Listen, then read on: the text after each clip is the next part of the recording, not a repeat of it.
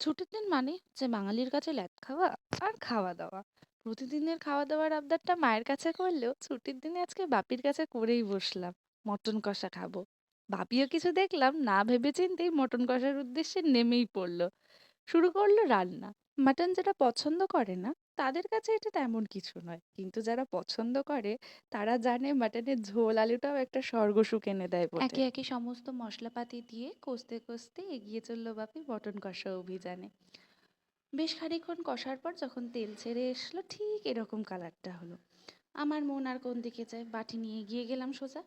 তখনও যদিও সেদ্ধ হয়নি, আরো একটু সবুর হয়ে সেদ্ধ হবার অপেক্ষা করলাম। যেই না সেদ্ধ হলো এক বাটি নিয়ে বসেই পড়লাম একদম জমিয়ে খেতে। আজকে শুধু মটন কষা না, বিরিয়ানিরও আবদার করেছিলাম।